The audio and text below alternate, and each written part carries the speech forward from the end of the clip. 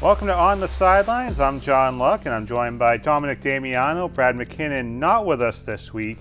And, we're going to start things off with the Boston Bruins as we see what's leading off. And the Boston Bruins live to fight another day with questions swirling about coaching, players, what it's like in the locker room. The Bruins came out to play in Game 5 and came out to a 2-1 victory over the Panthers. This was a really big bounce-back game, Dom. I'll go over some of the stats in a little bit, but what were some of your takeaways from that Game 5 that, let's be honest, the Bruins needed, A, to keep their season alive, but B, I think to keep jobs safe? Shots on goal. Plain and simple, shots on goal. Last two games, I believe they were under 20 shots. The one they lost on the phantom call that everybody wanted to get called, that didn't happen in the Garden. Then last night, which actually went in our favor, but it was all shots on goal. You can't win if you only put 18 shots on goal. Everyone knows that in the NHL. This is NHL playoff hockey. You have to put the shot, as they say, and I know you're not a hockey guy, put the biscuit in the basket. That's, kind of cliche-ish there, but when you don't do that, you lose games like that. I mean, the good thing about it is that they were still competing, and they only had 18 shots on net. God forbid if they had, and I believe the final, I know you're going to go over the final numbers in a minute, I believe they had like a 2-to-1 ratio compared to Florida's shots on goals. So just imagine if they had those 35, 36 shots, we could be tied, we could be possibly up, but that's my take. My big takeaway is, I realize it's against the CBA and all that, but the Boston Bruins have to buy Jeremy Swayman a freaking car for pulling them out of the fire time and time right. again. The defensemen on this team have done nothing to help Jeremy Swayman. He's played on his head. The Boston Bruins at the end of that game last night could have been going into overtime if that last second shot went in and it didn't get deflected, knocked away, and almost into the empty net. Jeremy Swayman has played out of his mind. Looking at the numbers here, Swayman 29 saves actually on the night. And looking at the shots on goal, you talked about that earlier, this almost looked like the typical Bruins-Panthers game. In the first period, shots were 13-4 in favor of the Bruins, but then after that, 15-9 and 10-6. So in the end, it comes out to 29-28. Realistically, I think this was the Bruins finally showing that they want to actually play hockey. Game 4, it turned out to be the get revenge for Marchand game. We saw the big hit from McAvoy, and it seemed like that was what the Bruins were trying to play for. They weren't playing to win. They were playing to get revenge on, or revenge for Brad Marchand on the player who we'll talk about in a second here. And unfortunately, that messed with the Bruins' minds, and ultimately, I think it cost them the game in that Game 4. That and shots on goal and lack of hustle and the ability to not perform to your competition in the third period. You can't expect to just let the team come in, like we talked about in the show before, how some teams will trap the offensive team coming in the zone right at the red line. And this time, that third period in Game 4, it was terrible. You could just see it was like night and day to the first period. As I'm trying to grab my composure, I'm getting aggravated. Being an all-around hockey fan. Imagine if we had Brad, the Bruins fan, here. I know, right? I was ready to go round and round over Game 4, but right. I'll yell at you. That's fine. That's all right. But again, you cannot expect to compete with a team like Florida if you bring that type of, no matter what happened to Marchand. And, you're probably right. Maybe they were trying to get back at the Florida Panthers for what happened to Marchand. But that's not, the whole team can't have that concept. You got to go right at it. He's gone. You're professionals. Go right at the net. Put that shot on net. And that's, again, Marchand, I totally get it, but you have to be able to compete with the team in front of you. And it was like, again, the first period was like night and day compared to the third. I think it was either before Game 4 or after Game 4. Reporters were asking Pat Maroon, about fighting the Panthers. And he kept saying, I wanted to fight the Panthers. I asked them for a fight. They didn't oblige. Yeah. Okay, if you're depending on Pat Maroon to save your season, that's a big red flag. The trade deadline acquisition, that's not good. Right. You need your heavy hitters. You need Charlie McAvoy to stick up. You need Trent Frederick to step up. Right. But you also need Pastrnak to step up as a scoring threat. You need Coyle to step up as a scoring threat. You can't just focus on trying to get the big hit and trying to get the revenge, because then the Panthers get in your head and you run into the situation that we'll bring up now in Game 4. That goal, Sam Bennett, the player who got that cheap shot on Brad Marchand. A lot of people saying that he should have been called for interference. We've seen the replay a billion or 2 billion times where he basically cross-check Coyle in to Swayman in the crease. I'll give my take in a second, but what do you make of that? So on the cross-check part, the rule states you cannot, the penalty has to be called prior to you try to get goaltender's interference. So the cross-check, the referees blew that. It was pretty obvious. Even if you look at the replay, the cross-check should have been called first, not the. They weren't going to call the cross-check anyway. But anyway, the cross-check should have been called first. Then you can disallow the goal because it was done off a cross-check. As far as some of the players you mentioned, I'll pick on Pasta right now. And he's been called out by his coach several times. You gotta. Even the national media, I'll touch on, I'm jumping around, of course. The national media said they only have Pastrnak and Marchand. None of these other players on this Bruins team get any respect, maybe Swayman. And the first 2 periods of that game, they were already counting the Bruins out before he even dropped the puck in the third period.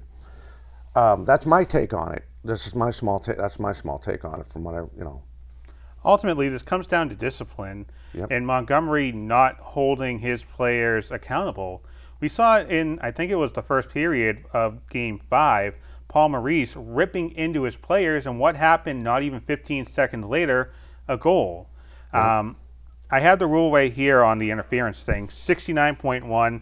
The NHL rulebook states that, quote, if a defending player had been pushed, shoved, or fouled by an attacking player so as to cause the defending player to come into contact with his own goalie, such contact shall be deemed contact initiated by the attacking player. If necessary, a penalty is assessed to the attacking player. If a goal is scored, it would be disallowed. Looking at the replay, it's not going to be a popular take. I'm not a Bruins guy. I'm a Celtics guy. At times, I will giggle a little bit if the Bruins give up a goal. I think that might have been a little bit of an embellishment. I'm not saying it was, 100% or 50 or 25, but if you look at the overhead shot, you can see Coyle was standing up, then the cross-check comes out, and then, you kind of see Coyle struggling and eventually going into Swayman when Swayman came back around. First of all, it wasn't the reason the Bruins lost the game in Game 4, but that should have been a goal, I think. Yeah, absolutely. And again, I'm going to go back to my opinion on the cross-check. The cross-check should have been called because the cross-check wasn't called, and you just elaborate on that rule there. You cannot put... you got to have the cross-check first. There is no goaltender's interference. There isn't. Even the only thing to rectify that was be the right way, and we all saw it. The refs saw it, whatever. You didn't call it. You have to call the cross-check first, then you can disallow the goal. My thing is, the Bruins fans blaming that call for losing the game. Okay, if Coyle starts embellishing a little bit, which I think there might have been a little embellishment, and the fans are reacting the way they are, doesn't that kind of sound like a team that plays north of the border in a province like Quebec? It really does. What's that team's name? Sorry. Habs. Yeah. That was almost a Habs-like reaction. I was waiting to hear about 911 phone calls going to the Boston police for a robbery at the TD Garden on the ice. But we did ask for a viewer reaction, and we did get one response from Nick Costa, and we had the graphic on the screen here. It says, it was a blow, but it did not cost the Bruins the game. That goal, while questionable, only tied the game at 2-2. The Bruins went 16 minutes without a shot down the stretch and completely lost defensive focus while having 4 penalties against them in the third period alone. No excuse for not controlling the puck in their own zone and not generating enough offensive opportunities late in the game. And that was well said. I had the stats here. After that no interference call, 1 shot on goal, 5 giveaways, and 2 penalties. So if the Bruins want to wonder why they lose this series, if they do, all that right after the no interference call. Just those three stats. Game 6 does come up on Friday night. Do we have Game 7 on Sunday is the question. I think so. I think once the Bruins, and again, there are a lot of good athletes on this Bruins team. They are well coached. And all these points, if you put from Game 4 to Game 5, you correct those problems, you win Game 6 and go to Game 7. I remember texting Brad about this actually after the Game 5. If you're down 3-5, look at it this way. You win Game 5 to get to Game 6 at your place. If you win Game 6, it goes to an anything can happen Game 7. Oh, absolutely. And you don't want to talk about puck luck? Look at Game 7s in the NHL. Anything can happen. Right. And I said for a long time this Bruins team could surprise people, and it could come in a bit of revenge from last year's collapse.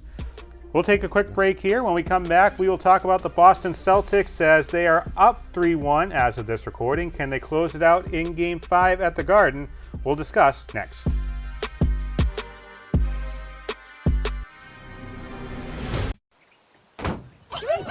They'll test you. Try to break your will. But however loud the loudness gets, however many cheese puffs may fly, you're the driver, the one in control. Stand firm. Just wait. And move only when you hear the click that says they're buckled in for the drive. Never give up till they buckle up. Back here on the show, John and Dom with you, and we were kind of worried about whether or not we could fill 10 minutes talking about the Bruins, and it was painful, but we did it. Yeah, we did a pretty good job. So we're going to talk about a sport I know a little bit about, actually, and that is basketball, as the Boston Celtics take a 3-1 series advantage against the Cleveland Cavaliers. And as of this recording, they have a shot to close out the series in Game 5 at the Garden, looking for a second consecutive gentleman's sweep, but this time at the hands of the Cavaliers. And looking back at Game 4, the big story, obviously, Donovan Mitchell not in the lineup. And the question was, who would replace Donovan Mitchell's scoring? And Darius Garland definitely tried his best at filling that gap, scoring 30 points, 4 of 13 from three-point land, but 12 of 27 from the field. But let's be honest, the story of this series has been the Jaylen Brown, Jason Tatum scoring train just really taking off here in the playoffs. That and Holiday. I love the way that kid plays defense. He's one of those another threat that teams don't pay attention. I shouldn't say pay attention. They do pay attention to him because he's a very good player, again, like Holiday, and you just mentioned Tatum and Brown. With the Celtics are going to finish knocking off the Cavaliers. The Cavaliers are way over their head, way over there. They are struggling to put baskets, as Bob Cousy used to say, put the basket in the cylinder, and they're not doing as far as keeping up with the Boston Celtics.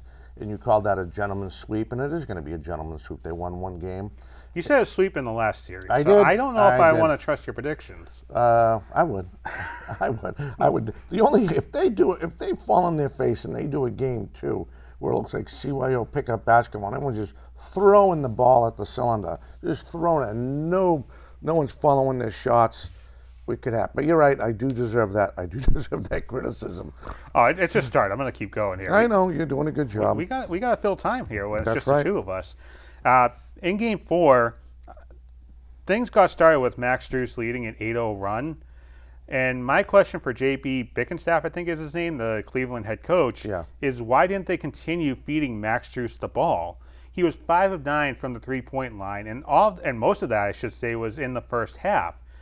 He got tangled up with Jaylen Brown. At times, it looked like Strus was in Brown's head. Yeah. In a game like that where you have nothing to lose, I think you have to have the ball go through Max Strus. Have Garland almost act as that decoy that I thought Donovan Mitchell was going to act as in Game 2, where everyone focuses on on Garland. Kick the ball out to Strus behind the line and just chuck it up and hope for the best, because Max Strus, don't forget, he played for the Miami Heat, and we saw a little bit of that Heat culture come back into play in Game 4. So you hit the nail on the head. They went on that 8-0 run, and why didn't you just stay with it? Because I think not just the coach, but the players realize this is a very good, talented Boston Celtics team. And eventually they're going to catch on where you feed them down low, try to feed them to the wing, maybe cutting in. And the coach can, situations change depending on what defense you have. And I think it was just the way the Celtics finally adjusted to that, and the players on the court saw that, and that's why they had to change their scheme trying to attack the Boston Celtics. So I have the box scores here from each of the games. And in Game 3, combined, Tatum and Brown had 61 points. In Game 4, they had 60 points combined. You look at Game 2, doing math on TV, that's always a good idea, 44 combined points. So it seems like the magic number is between 50 and 55 for Tatum and Brown combined. Yep.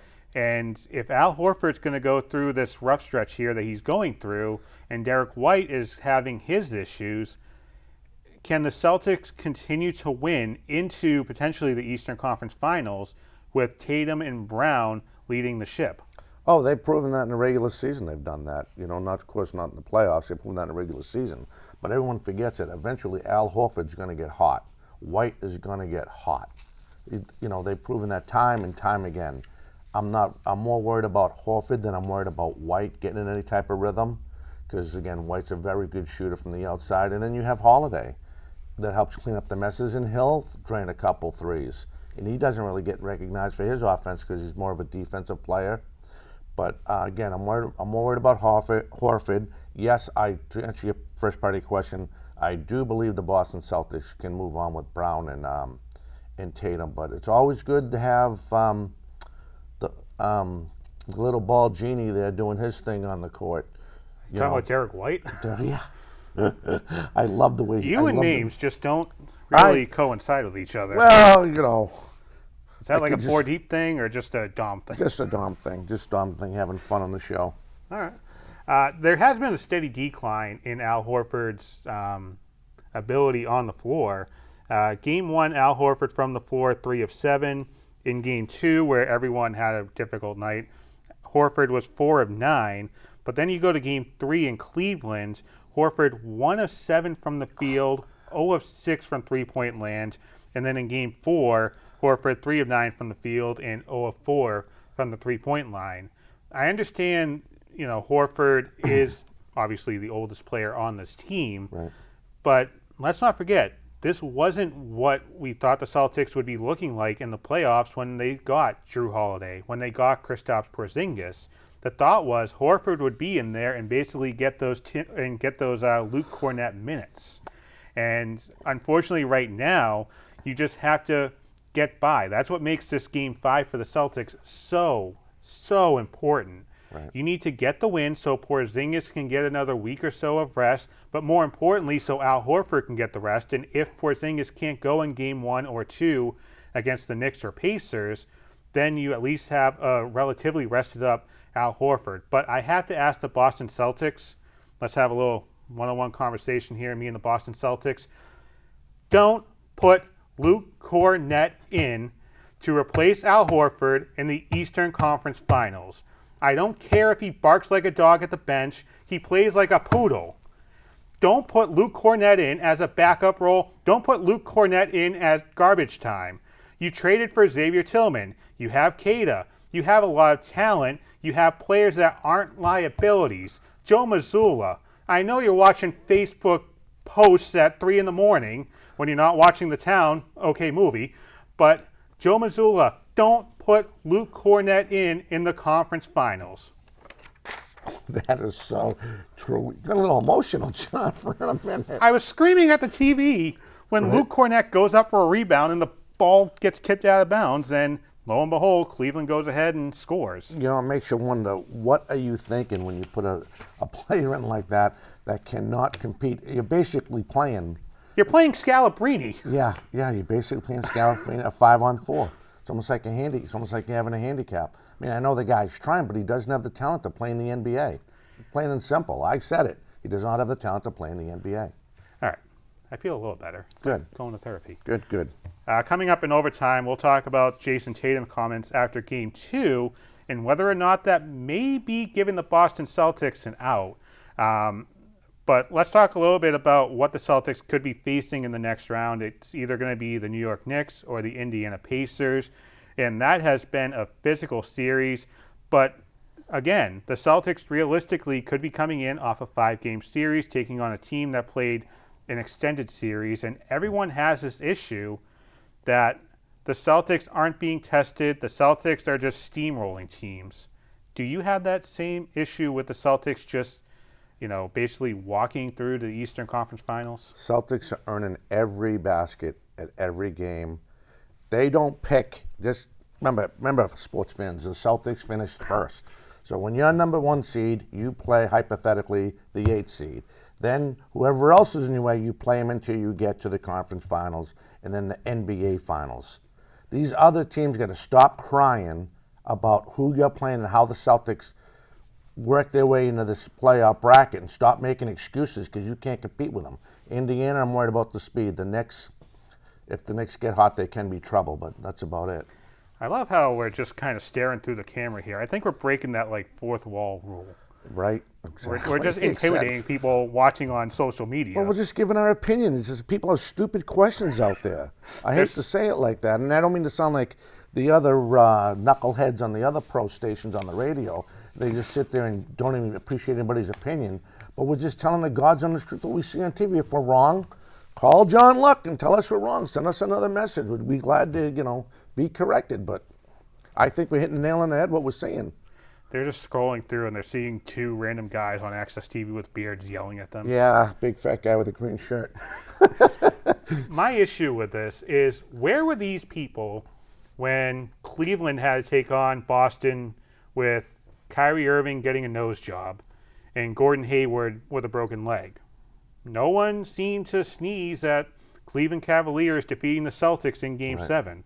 Where were all these people complaining in past instances where the Celtics went down and they lost? You look at the Kevin Garnett year. You look at 2010 when Perkins went down in Game 6, I believe.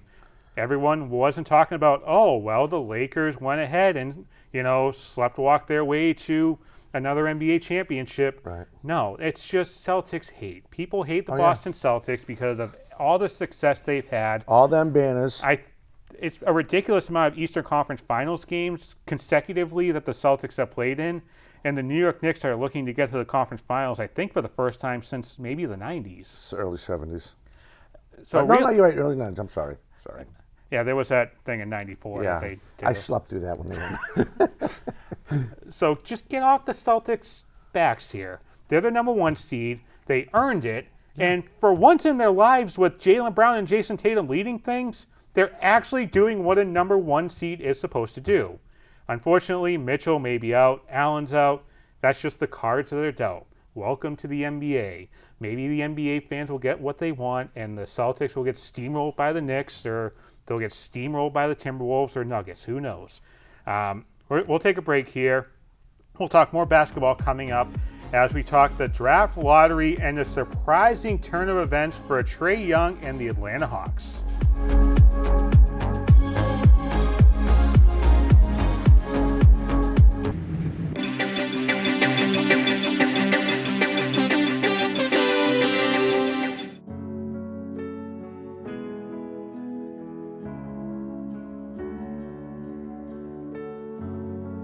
There have been many members of this corporation who have served voluntarily and spent many hours of their personal time to work toward creating a local network with varied programs to serve the community of Bridgewater. The BTV Access Corporation over the years has provided a platform for many individuals to express their creative ideas and different programs of interest to this community.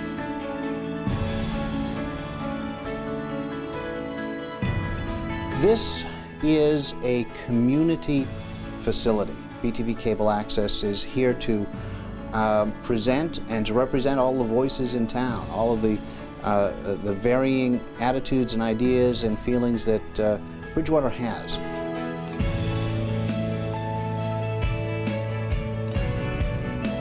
In 5, 4, 3, 2.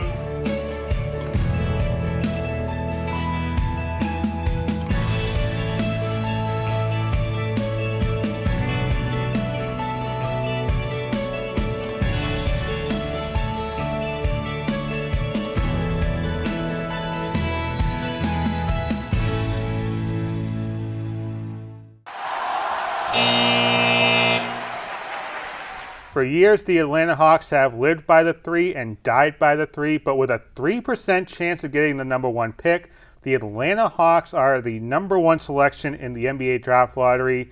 And this surprised a lot of people, Dom, because we have the percentages on the screen here. Washington had the second best odds. They get the 2nd pick. Houston, who almost made the play-in tournament, they're the number 3 selection. Detroit, the worst team statistically and record-wise in the NBA, they actually are going to be picking 5th. Do you like having a draft lottery, or do you want to have the worst team automatically get the number 1 pick? Because we see in the NHL they have a draft lottery. NFL, obviously, worst team gets the best pick. I don't like the lottery. I hate the lottery. I think it's a waste of time. Draft lottery, not the regular lottery. Correct. Exactly. I hate that too when I lose. Yeah, the NBA, it's a joke. I mean, how many times have we seen a bad Celtics team? We thought we were going to get the golden ticket from Willy Wonka, and we end up with no golden ticket. And we're sitting there, and we're number 1 worst team in the league. And you know, back in the day, we would have had that first pick. To answer your question, I'm sorry. Get rid of this NBA draft lottery. Just go by like again NFL. Worst team gets first. Worst team has first pick all the way down.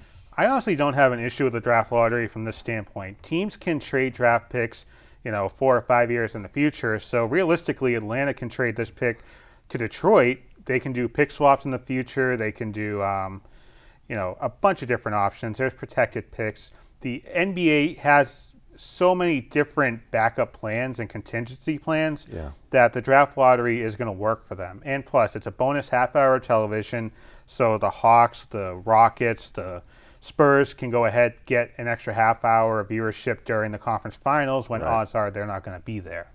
Right. No, that's a good point, but at the same time, how many times have we seen this? I remember, I can still picture ML Carr representing the Celtics in the draft lottery. I wasn't alive. I probably weren't.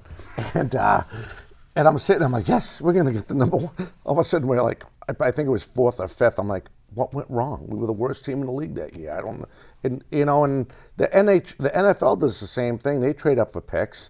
So this draft lottery thing, it's, you can change who you – John, I want to make a deal with you. You're Detroit. Hey, give me that I'm going to give you my pick. And let me take 2 players, whatever the situation is, right? There's trades. Exactly. So, the lottery is dumb to me. I'm not a fan of it. All right, so that'll do it for the first half hour of On the Sidelines. But a reminder, if you can't get enough of us for a half hour or an hour, we're on the radio. You can listen to WVBF 1530 AM, 99.7 FM. And we're available on the TuneIn app. Just search WVBF. We're on each and every Friday at 11 o'clock. Thank you. We have overtime coming up right after this.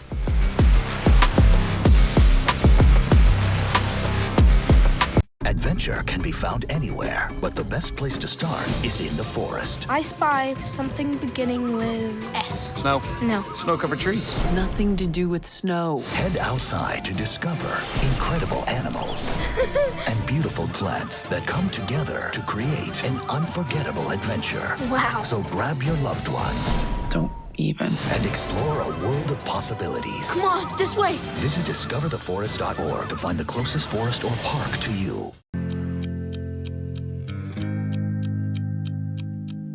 Time for overtime. John Luck, Dominic Damiano back here with me. Brad McKinnon out this week. And it just came out that the NFL will now have games on Christmas on Netflix.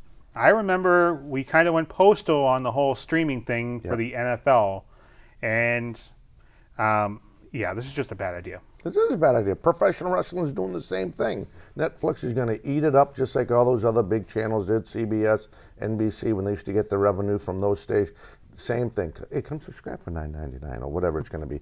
By then it might be up to $20.99. Oh, it's going to be $20 easily. Oh, my God. It's so ridiculous. Well, you mentioned the deal that Netflix has with WWE. That's 10 years for $5 billion. Imagine that.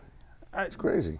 My thing is, why does the NFL want to play games on Christmas? I understand the whole, we want to control the sports year, the sports calendar, but I think Christmas is on a Wednesday this year. Yeah. And B, I mean, you have the family stuff, obviously, holiday parties. We're a sports show. But what is Christmas typically all about in terms of sports? What's it all about? In terms of sports, not David and Goliath here, but marketing, right? Exactly, marketing. It all comes down to the almighty dollar. They're probably thinking, in my opinion, that everyone's home with their families, kids back from college. If they're lucky enough, some of the people who serve their country got leave to be home with their families, get to see their grandparents. What a great day to put on the NFL to promote your product for people who don't see it. Can't see it. I was talking about the NBA being the thing that drives Christmas. Yeah. For years, it was a doubleheader on Christmas, games at 3 and 5:30, and then or 5:30 and 8 o'clock, but there were always 2 games on. Yeah. Then they got cocky to the triple header. Now they have 5 games on each and every Christmas day. For some reason, Roger Goodell just can't let the NBA have its own thing. And what message does this send to the players?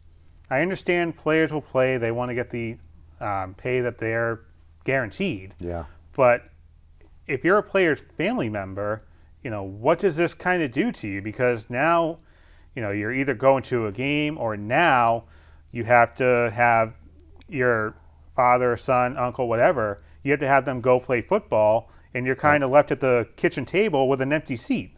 Yeah, exactly. Exactly correct. And again, to touch on this again, it comes down to the almighty dollar. Goodell saw what it did for the NBA, even back when I remember Bird playing playing the Knickerbockers that one year.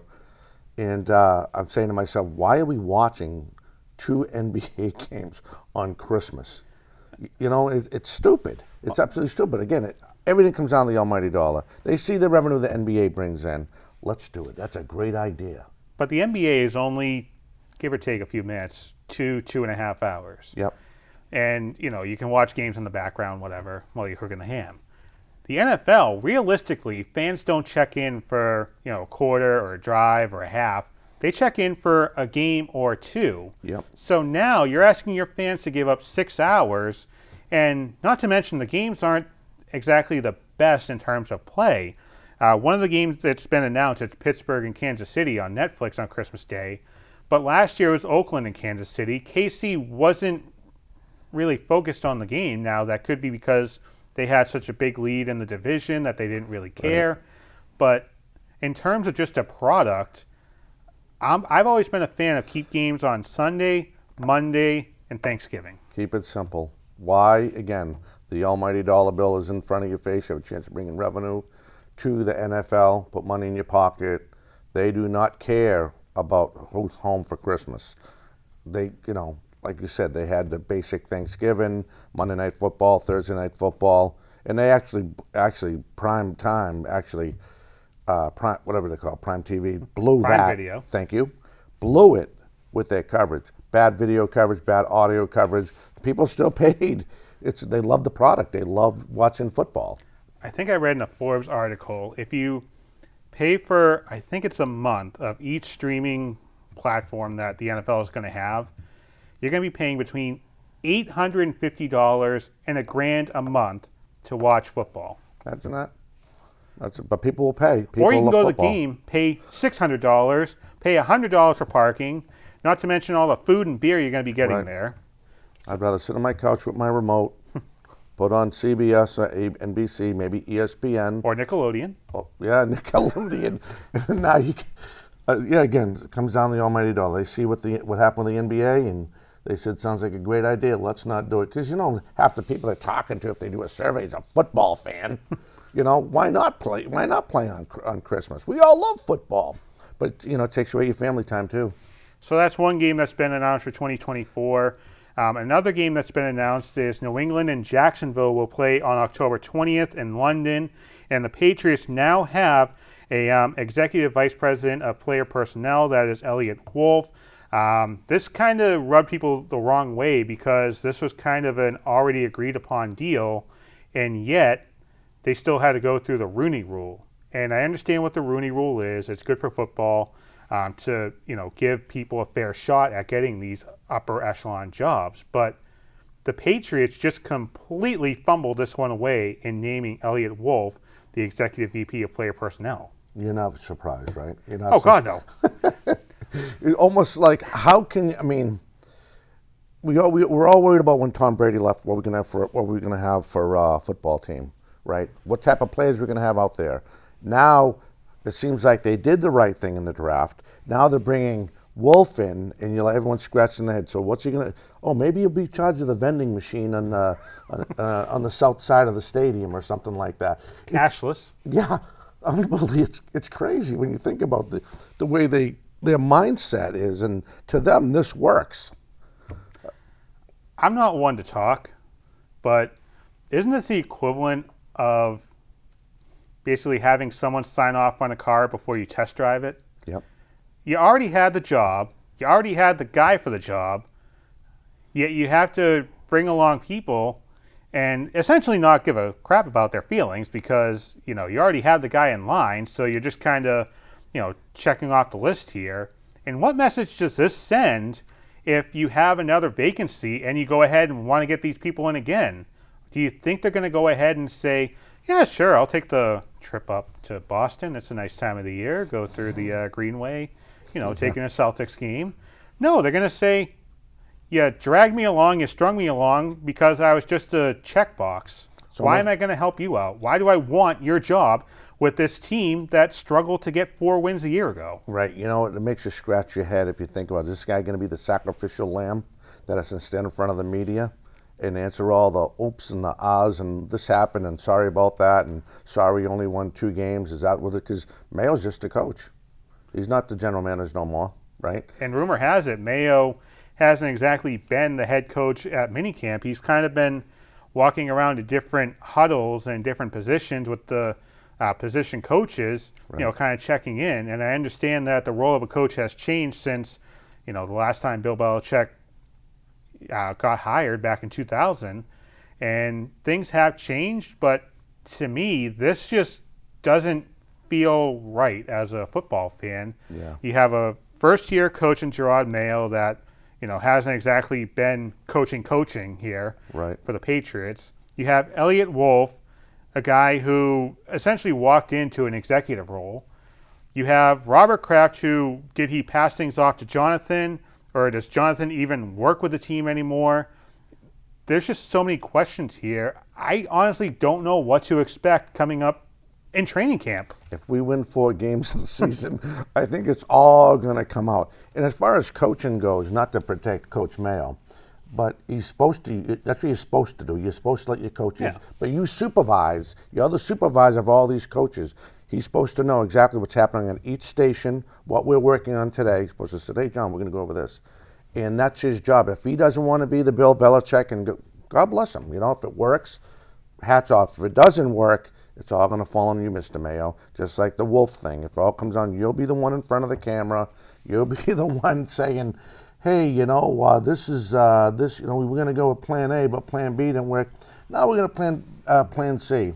Why? Because you only won 3 games? And I can tell you as someone that, obviously not here at BTV, but, as someone that deals with a manager who oversees various departments, yeah. You want to have a manager that checks in. You want to have right. a coach that checks in, kind of makes sure everything's squeaky clean. Otherwise, you just have someone that sits up and right. does nothing all day and lets the world catch on fire, essentially. We've seen that with other access towns in this state. I'll shut my mouth on that part of it, but you just hope, you just hope they do the right thing. We want to see this team. As much as we're complaining about what's going on, we're not complaining, we're giving our opinion what we see in front of us. We're complaining. Well, okay. But anyway, we would like to see the team make the playoffs. We'd like to see, maybe go 500, be the Houston Texans. Hopefully Coach Mayo's plan works and these guys step up. You have a lot of rookies that have to get ready. And then as far as the front office goes, this guy, he could have been a friend of Jonathan Kraft and just said, hey, buddy, let's go out for that cocktail. We'll talk about your new job. We don't know what was said behind closed doors. But for whatever reason, they believe this guy can do it.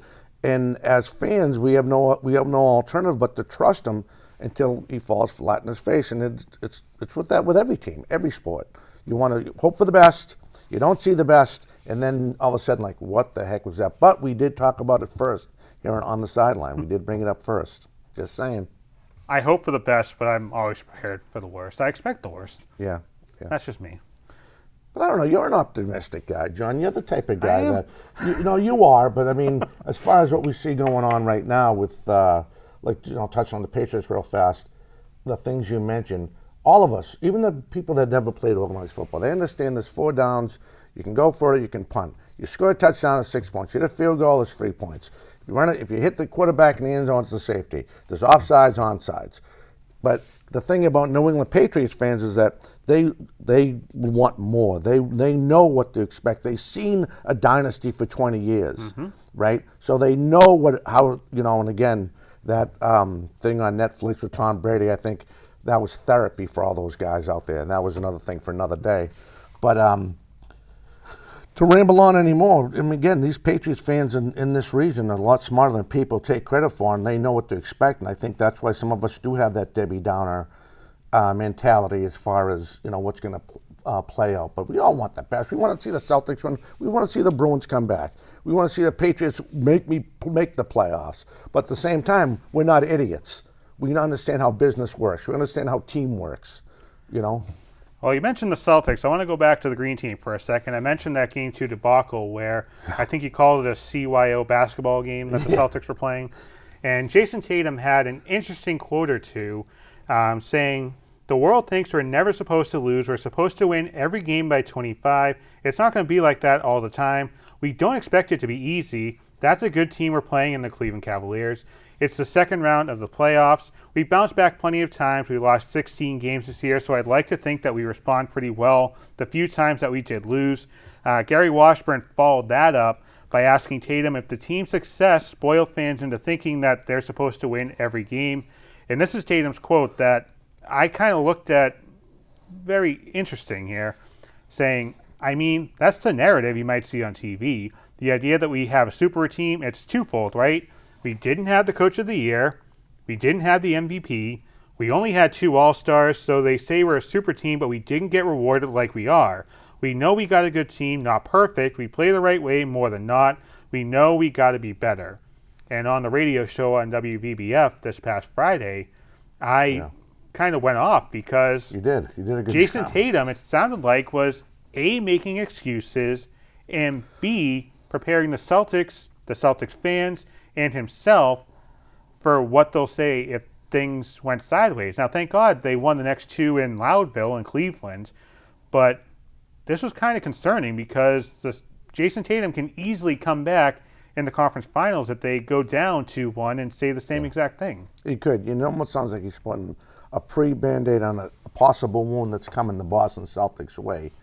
And the other thing, as you said that, John, is I think he also has a lot of admiration for his fellow NBA players he plays against. He knows they're, and again, I just think that's his way of saying, you guys are good, but you never know, right? So that was, again, I think that was his way of saying, hey, good job, you guys are good, but at the same time, anything can happen any given day. So let's just kind of backtrack a little bit here, Yep. and we can kind of do a little group exercise. Okay. All right, now pay attention to this. We didn't have the coach of the year. We didn't have the MVP. We had 2 All-Stars. Did he miss anything? Yeah, he missed the other guys on the team. He For missed one. Brad Stevens, his Yeah. boss. Yeah, he missed that, yeah. He won Executive of the Year for assembling the super team Right. that you said that you have. Yeah, it's true. And Brad Stevens was, I liked Brad Stevens when he first came in as a coach. I thought he's a good coach. But as far as an executive, I think he's probably underrated. I really do. He pulled the wool over so many eyes, getting Drew Holiday and Kristaps Porzingis for Rob Williams, Marcus Smart, and Malcolm Brogdon, or as LeBron James would say, a bag of chips. Yeah. Let's go through the voting here. Nikola Jokic won the MVP, 79 first-place votes. Pretty good player, right? Yep. Shai Gilgeous-Alexander from OKC was second. Luka Doncic third. Giannis fourth. Jalen Brunson from the Knicks in fifth. And then Jason Tatum is the sixth-place vote getter in terms of MVP. Does that sound right in terms of what you saw? I think he should be at least fourth. Tatum. To be upfront and honest with you. So we can agree that Jason Tatum shouldn't be the MVP. Correct. we agree Jaylen Brown isn't the MVP, although he's been ridiculous this series against Cleveland. Right, I agree to that. Okay, so you don't have the MVP because you didn't play like one, but we'll save that for another time. Again, Jason Tatum's been killing it this series.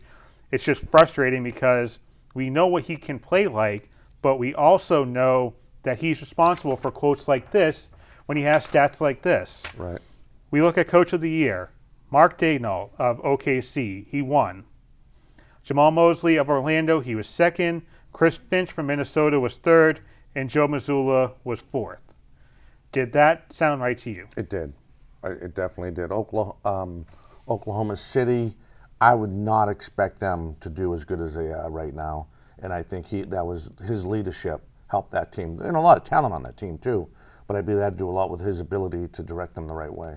OKC's tied 2-2 as of this recording with Dallas. But that's an insane series to watch. They got it right with OKC. They were a play-in team last year. I think the 10th place team last year. They impressed a lot of people. SGA has played out of his mind, and I think they're a finals favorite for the next 5 or 6 years. Jamal Mosley with Orlando. I understand Paolo Banchero and Jalen Suggs and the Wagner brothers. They've really helped him out, but Mosley keeping everything in check, keeping emotions in check, keeping players' egos in check. That's important. Chris Finch injured his knee in the last series and literally coached the team from the back seat on the bench. And then funny. In terms of Joe Mazzulla being the fourth place coach, Yep. with this roster the Celtics have, we could coach this team and at least get to a first round series. Exactly. I totally agree to that. If you think about the talent in the Boston Celtics, again, a lot of it is egos, and those first three guys have a lot of younger talent than we have. It's just a matter of, oh, this is the way we're going to play defense. This is how we're going to attack it. Then, if you have a problem, you call a timeout, you adjust.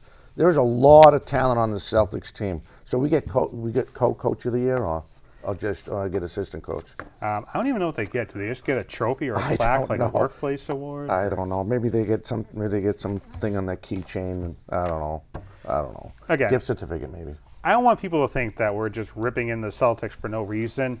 They have shown up and shown out in this Cleveland series, but we've seen this time and time again.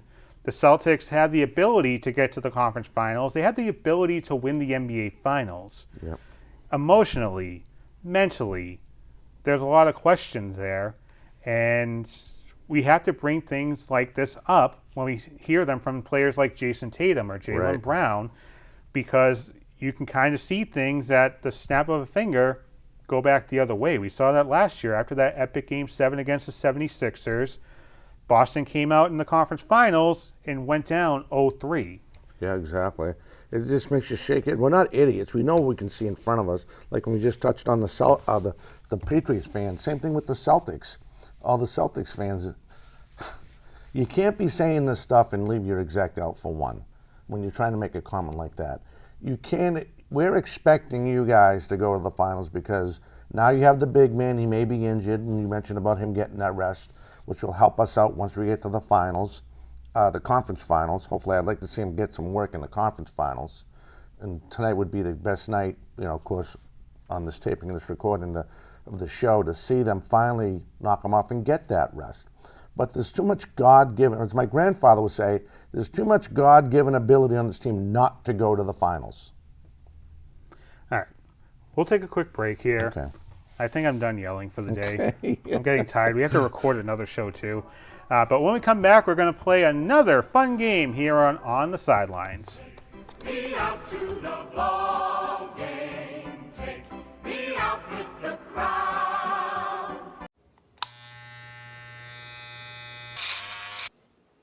You've messed up your son's haircut. Mom?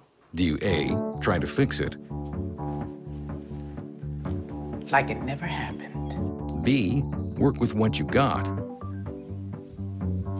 Or C, show solidarity? Thank you, babe. As a parent, there are no perfect answers. But you don't have to be perfect to be a perfect parent. Thousands of teens in foster care will love you just the same.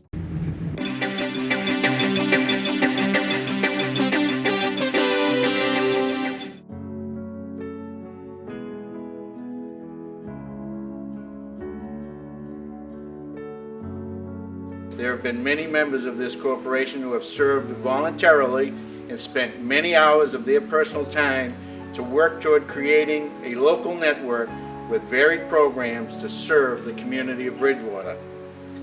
The BTV Access Corporation over the years has provided a platform for many individuals to express their creative ideas and different programs of interest to this community.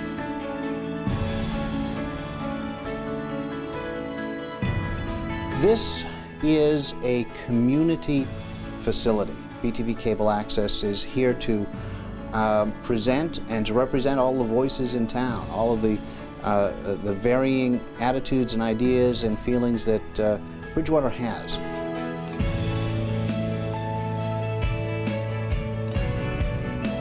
In 5, 4, 3, 2.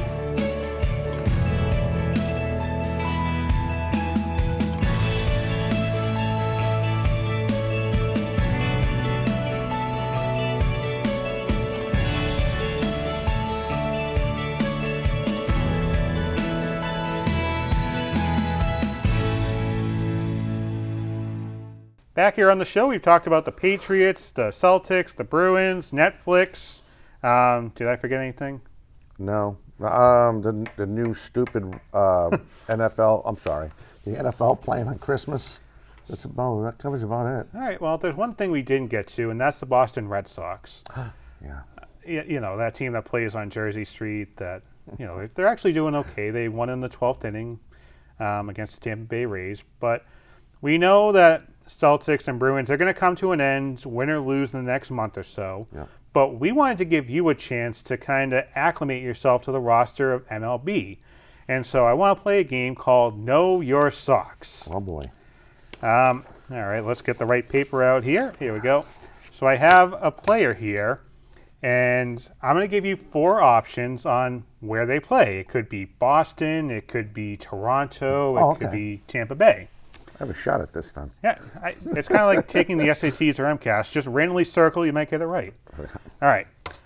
Romy Gonzalez, did he play in Arizona, Cincinnati, for the Red Sox, or the Seattle Mariners? Did you say Arizona? A, Arizona, B, Cincinnati, C, Boston, D, Seattle. I'm going to say A. Well, you're wrong. Romy Gonzalez actually had the game-winning RBI single in the bottom of the 12th inning last night to give the Red Sox the win. Last night when we were recording this, by the way. Oh. All right, next Romy up. Gonzalez, okay. He actually almost played emergency catcher when Connor Wong got a pitch inside. Kyle Farmer, A, Boston, B, Minnesota, C, Oakland, D, Tampa Bay. I'm going to say Minnesota. All right, you are right there. Kyle Farmer, third baseman for the Twins. No home runs, yet 6 RBI. He had 11 homers last year for the Twins. Next up, Dylan Floro. A, Washington, B, Cubs, C, Baltimore, D, the Boston Red Sox. The Cubs? Nope. The Washington Nationals. He actually pitched against the Red Sox on Sunday, giving up a hit in 1 inning of work. There goes my batting average. Yep. Zach Kelly. A, San Francisco, B, Boston, C, the Twins, or D, the Rockies. I'm going to say San Francisco. Another X. one. 1 for 4, Dom. We're at Where's 250 Brad? here. I need Brad. Zach Kelly pitched 2 innings against the Rays on the 14th, allowed a hit and struck out 2 for the Red Sox. Next up here, David Hamilton. A, Cincinnati, B, Philadelphia, C, the Mets, or D, Boston. It sounds like the Phillies. It sounds like the Red Sox. The Red Sox? Hitting 200 this season. He has a homer and 2 RBI. I'm batting 133 according to your according to your quiz. Next up here, Paul Skeens. Did he play, or is he playing for the White Sox? Is he playing for the Red Sox? Is he playing for Pittsburgh, or is he playing for Houston? I'm going to say Houston.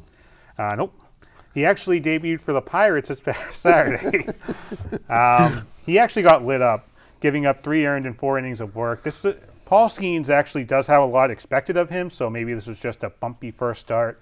But I think he went through the first round of the lineup and had, I think, 4 or 5 pitches of 100 miles or better. So. Oh, wow. Good for him. And a lot of people are actually comparing him to Travis Kelce, for who he's in a relationship with, Olivia Dunn, the gymnast for LSU, also a social media influencer. So now the question is, who's more popular, Kelce or Skeens? But okay. Good to know. And finally here, we got a hard one for you. Mel Clark. A, Boston, B, Texas, C, Arizona, or D, Milwaukee? Honest to God, I'm drawing a blank. Mel Clark. What were the two teams again?